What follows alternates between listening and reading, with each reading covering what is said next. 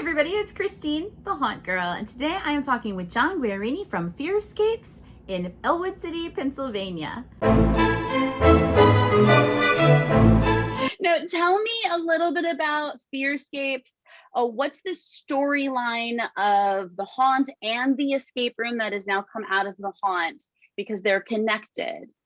Yes. So it all started with FearScapes Haunted Attraction, and FearScapes basically is, well, it's based off of cosmic horror. The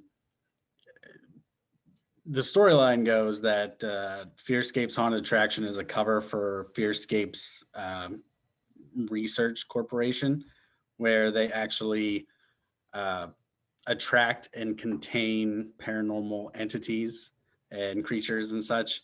And the escape room has to do or ties into the haunted attraction, where you're attempting to solve the mystery behind the containment breach, and also trying to stop the containment breach, which obviously doesn't actually happen in the storyline because there's still a haunted attraction. Yeah, it would be a bummer if you solved the room and in doing so, you like stopped the haunted attraction from happening. That would be just, I wouldn't want to solve the room. Right. I would get to that last puzzle and I'd be like, nope, we'll just die in here. Like, I'm not going to ruin the haunt. Is this connected physically to the haunt? Like, is it in the same building, or is it using some of the same props and things that are actually in the haunt? So it is actually in the same building, and it is connected to the haunt.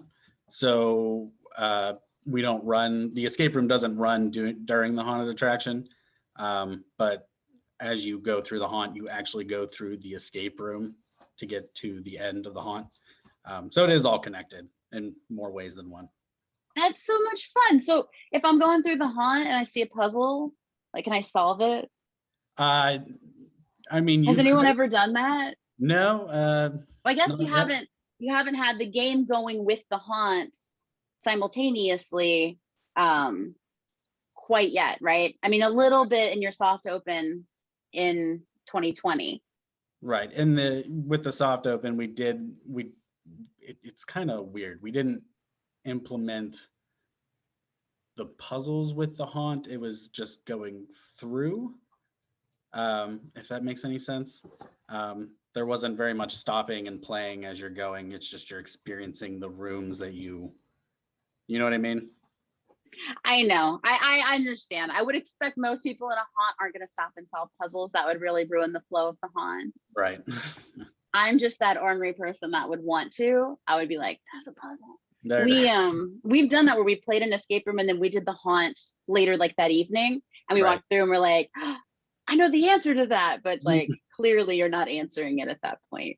Right. But it would be fun. I think so. I've never experienced that anywhere before, but I think that'd be interesting, to actually have that implemented.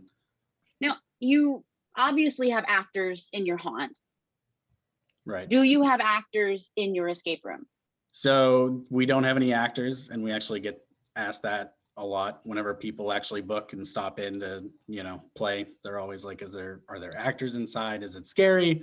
But yeah, we don't have any actors, no jump scares. We try and keep it PG-13. So how scary is it? I would say more creepy than scary. So like a lot of what we do in the escape room is ambiance. So like sound, lighting, set design, that sort of thing. But like really, really scared people, like those people that jump on your back while you're going through the haunt because they're so scared and they don't even know you. Right. Like if they did the escape room, would they be scared? I would say probably. I've had a couple of groups come through that even though there's nothing, nothing scary, nothing jumps out at them, they're still holding on to people, like the players that they're with, just because they're not sure.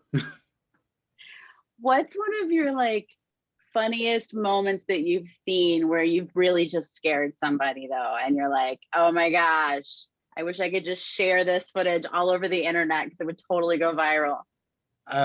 One of the, I'd have to say we have like a elevator or a haunted elevator. I don't even know what you would call it.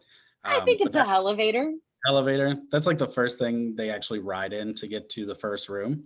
And it works with the haunt as well. But for the escape room, they're not, we explain there's nothing scary, nothing jumps out at them, but it's still, even though it's a mild ride compared to the haunt elevator, the reactions whenever they're inside, we get screaming, people are trying to open up the door to get out while we're working it.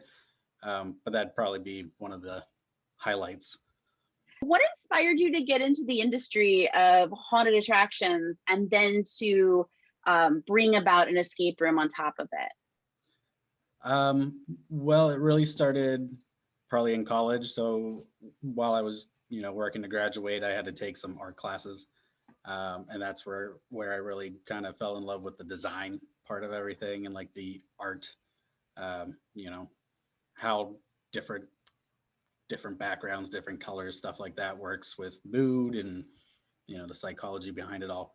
But after college, I started working at different haunted attractions, and I can't really say that I was a big fan of being a haunt or a scare actor.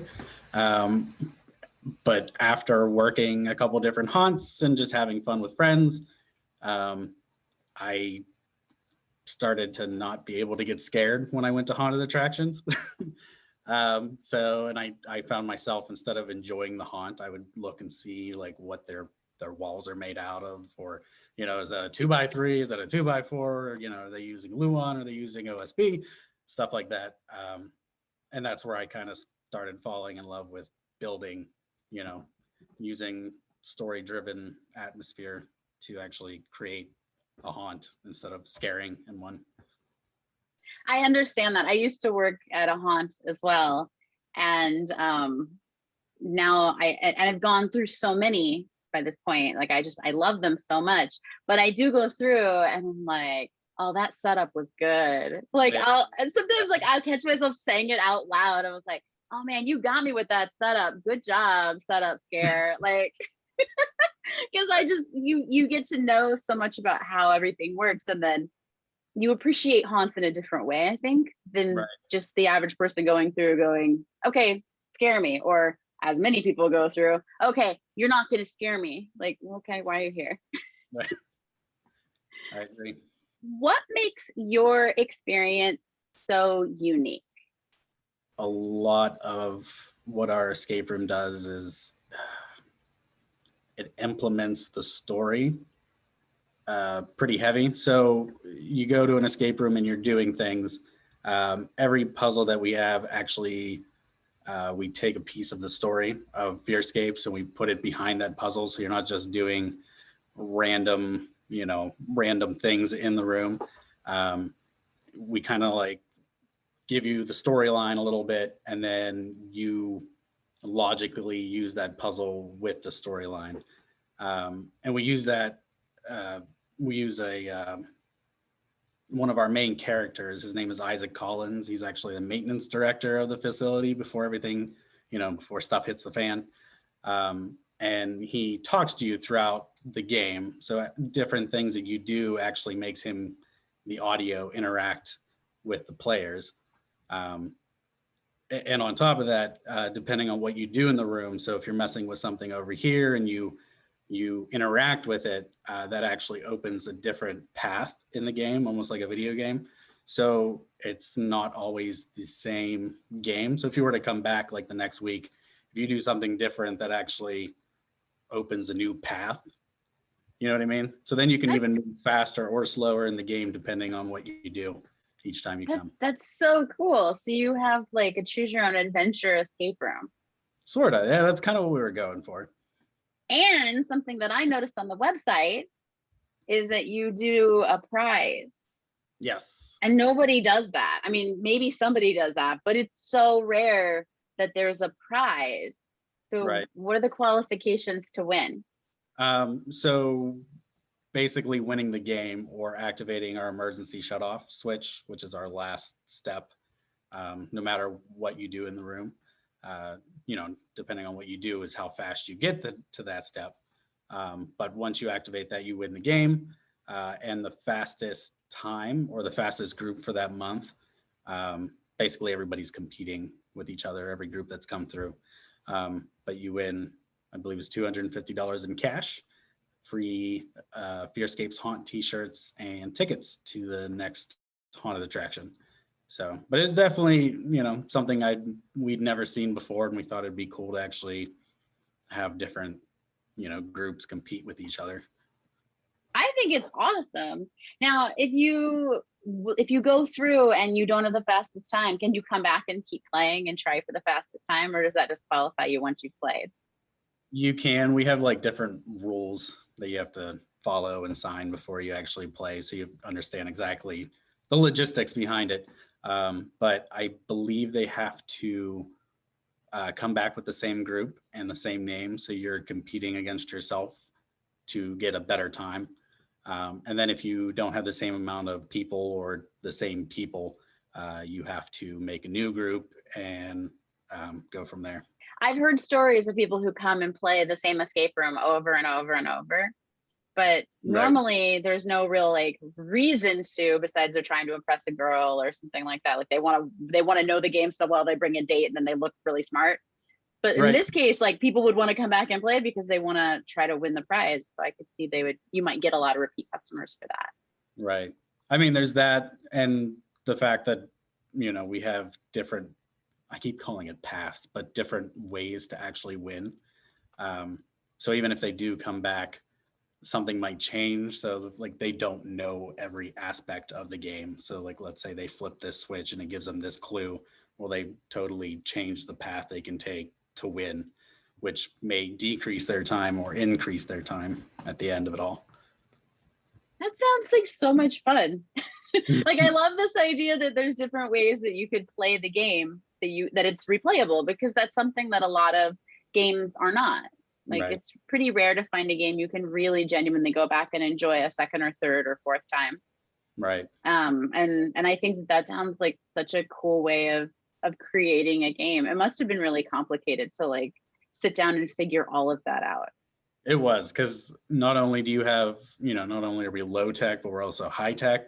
So we have, different electrical puzzles, mag locks, that sort of thing. And then you have to worry about, okay, is this too linear? Is this non-linear? Which way are you going with it? But it did take, I mean, whenever we first opened the haunted attraction, we were wanting to do an escape room. So it was literally 3 years of planning and buying everything we needed to actually do it before we actually opened. So it was just a lot of planning. And you're open now. People can come and they can physically show up and play.